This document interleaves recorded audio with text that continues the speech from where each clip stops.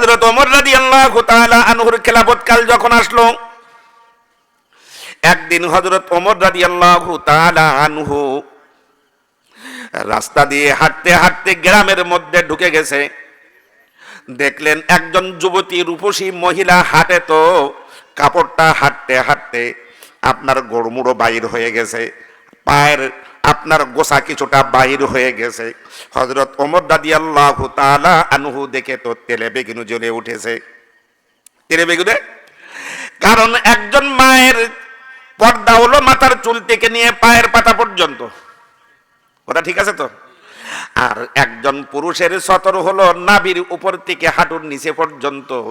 কিন্তু কিছু কিছু ভাই দেখা যায় ঘেরে কাজ করে, আমাদের এলাকার কথা বলছি না, কিছু কিছু ভাই দেখা যায় পর্দা করতে করতে এমন কাঁচামার মারিয়েছে, পিছন দিক থেকে পশমও দেখা যায়, আরো অনেক কিছু দেখা যায়, কথা ঠিক না?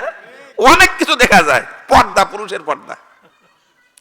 আরে নিজেও তো হারাম কাজ করলো, আবার যারা তার সতরের দিকে তাকাইলো তারাও হারাম কাজ করলো, কবিরা গুনাহ করলো। ও আমার মা বোনেরা, হিসাব নিকাশ করে চলবেন।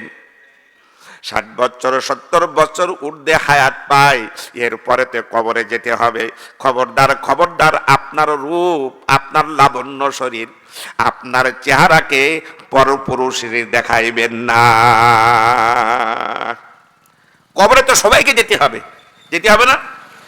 মাউত কাসিন কুল্লু নাসিন শারিবু, মৌত কাসিন কুল্লু নাসিন শারিবু, কবরে বাইতিন কুল্লু নাসিন দাখিলু। মৌতের পেয়ালার মধ্যে যে শরবত, মৌতের শরবত, এটা প্রত্যেককেই মৌতের পেয়ালা থেকে শরবত পান করতে হবে। কথা বলেন না কেন?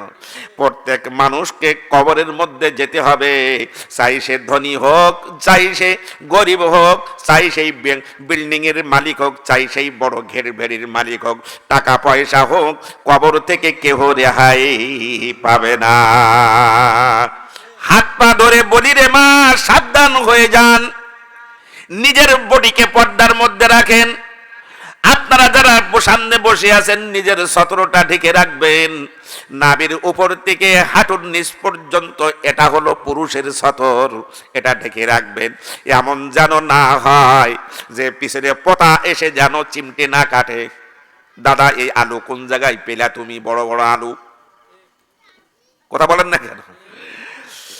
আল্লাহ, হযরত ওমর রাদিয়াল্লাহু তাআলা আনহু দেখলেন এক যুবতী মহিলা হাঁটতে হাঁটতে কাপড় উঠে গেছে পায়ের গোছার উপরে।